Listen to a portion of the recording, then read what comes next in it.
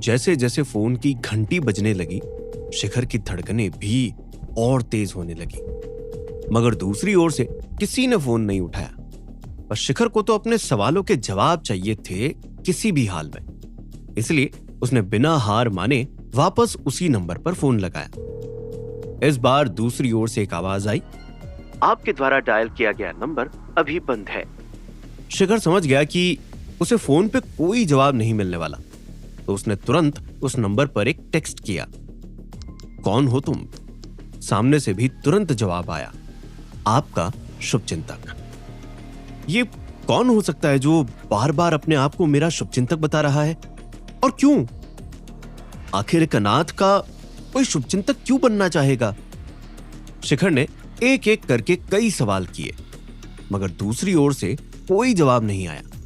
आखिर में शिखर ने झुंझलाते हुए फोन रख दिया और ये सारे सवाल अपने मन में लिए वो अपने रोजमर्रा की जद्दोजहद में भिड़ गया।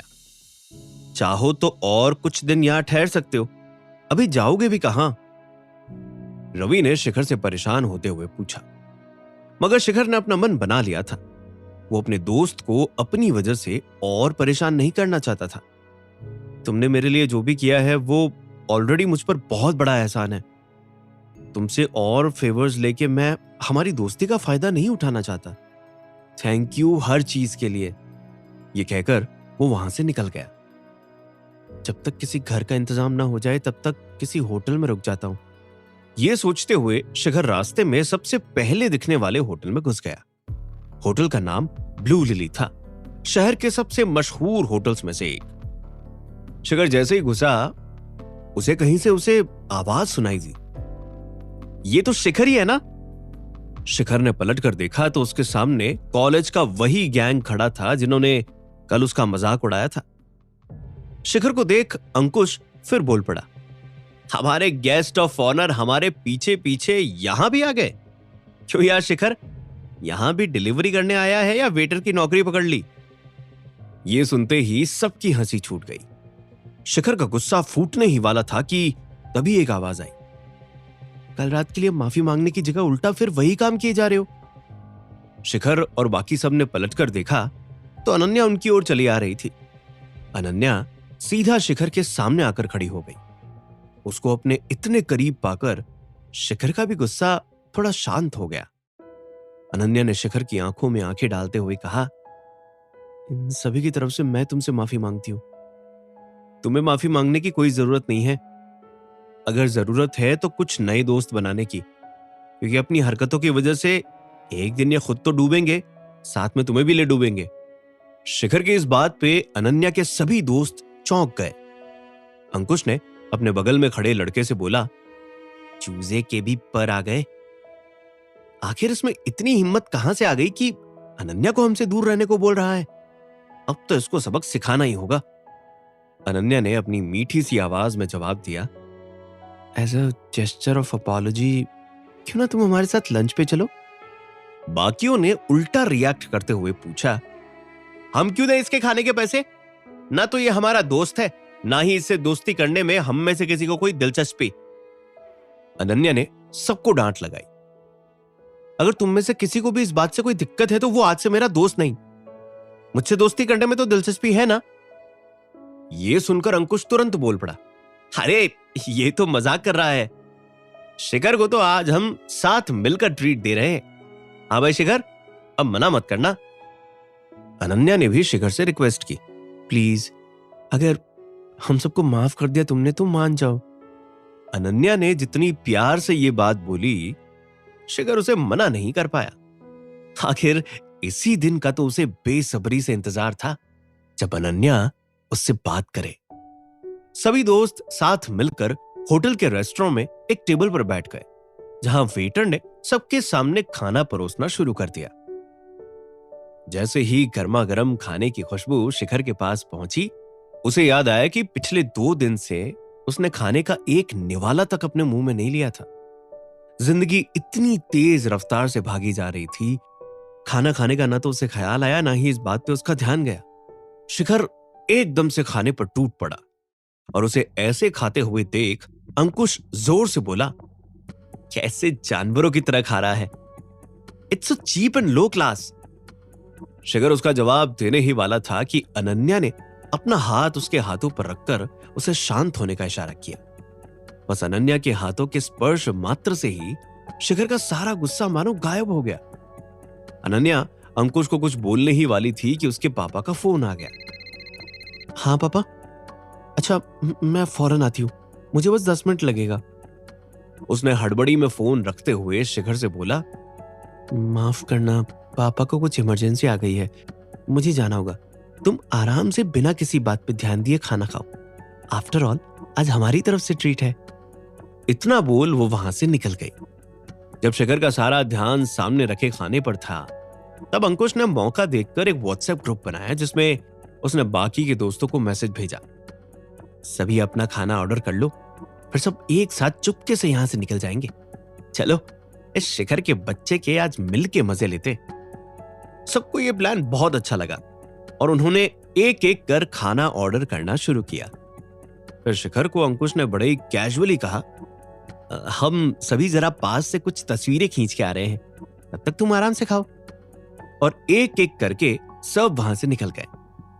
शिखर अपना खाना खत्म कर बाकियों के आने का इंतजार करने लगा कि तभी शिखर के कपड़े और हुलिये को देखकर वहां का मैनेजर, जो कुछ समय से उसे घूरे जा रहा था, उसके सामने आकर उसे बिल देते हुए सुनाने लगा, पूरे 6,000 का बिल बना है, कौन भरेगा ये पैसे? मेरे दोस्त जो साथ बैठे थे आते ही होंगे, पेमेंट वही करेंगे, शिखर ने जवाब दिया। उनको आना होता तो अब तक आ चुके होते। यह 5 स्टार होटल है, यहां खाना खा के पैसे ना देने पे बर्तन मांजने नहीं पड़ते, सीधा जेल जाना पड़ता है। अच्छे से पहचानता हूं तुम जैसों को, मैनेजर ने धमकाते हुए कहा। शिखर मैनेजर की यह बात सुन के अपनी कुर्सी से खड़ा हो गया और उसकी आंखों में आंखें डालकर बड़े ही डेयरिंग अंदाज में कहा, अपने बॉस को बुलाओ, मुझे उनसे बात करनी है। मैनेजर आवाज ऊंची करते हुए बोला, तुम जैसों से मिलने का समय नहीं है हमारे बॉस के पास।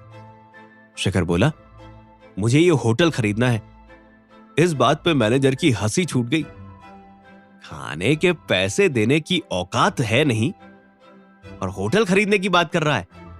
रुक, अब भी गार्ड को बुलाता हूं। मैनेजर गार्ड को आवाज देने लगा।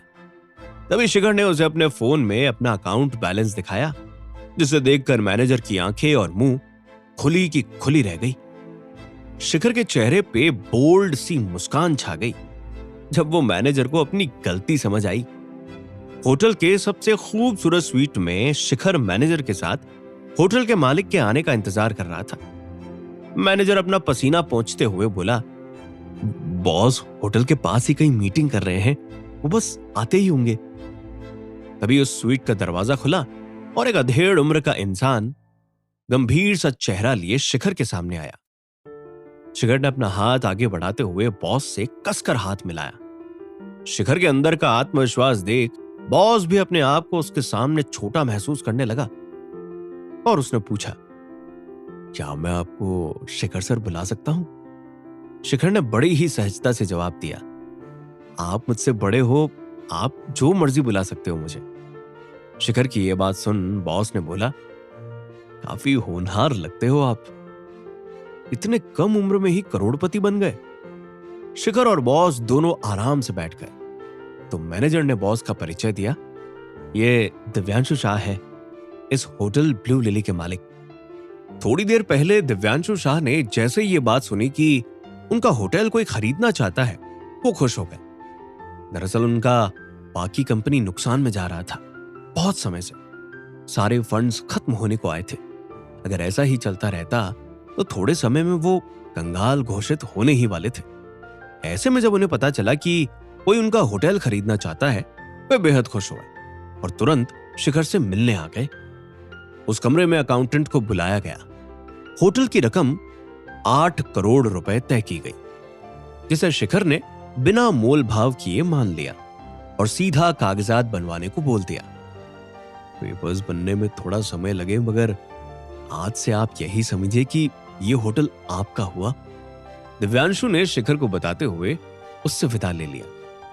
शिखर के मन में बस यही बात चल रही थी कि जहां मुझे इतने दिनों तक ढंग का खाना नसीब नहीं हुआ था, वहीं पलक झपकते ही मैंने एक पूरा होटल खरीद लिया।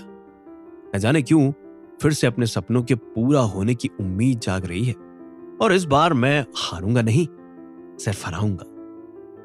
मैनेजर शिखर को वापस हॉल में ले जाते हुए सर झुकाकर बोला, माफ करना सर, मैंने अनजाने में जो भी कहा आपको, बस मुझे काम से मत निकालिएगा। शिखर के चेहरे पर एक दर्द भरी मुस्कान आ गई। फिक्र मत करो, मैं किसी को काम से नहीं निकालने वाला, क्योंकि मुझे पता है काम से निकाले जाने का दुख क्या होता है। मैनेजर एक गहरी सांस छोड़ते हुए बोला, वैसे मेरा नाम जोसेफ है, आप मेरे साथ चलिए सर, मैं आपको सभी स्टाफ से मिलवाता हूं। हम सब ने मिलकर आपके स्वागत का इंतजाम किया है। मगर शिखर पलट के बोला, आज नहीं, फिर कभी, अभी मुझे कहीं जाना है। जोसेफ हंसते हुए बोला, कहीं किसी और होटल खरीदने का मन तो नहीं बना रहे? शिखर ने हंसते हुए बताया, नहीं, वो दरअसल मैं कॉलेज के लिए लेट हो रहा हूं। शिखर की यह बात सुनकर जोसेफ भी हैरान हो गया। उसके चेहरे की हंसी गायब हो गई। तभी शिखर के फोन पर एक मैसेज आया, जिसे भेजने वाले का नाम था आपका शुभचिंतक। उसमें जो लिखा था वो पढ़ शिखर के पैर वहीं जम से गए। आखिर क्या लिखा था उस मैसेज में, जिसे पढ़ शिखर के होश उड़ गए? आखिर कौन है ये शुभचिंतक और क्या मकसद है उसका शिखर को इतना पैसा देने के पीछे? होटल तो खरीद लिया, मगर क्या शिखर होटल की सारी जिम्मेदारी उठा पाएगा?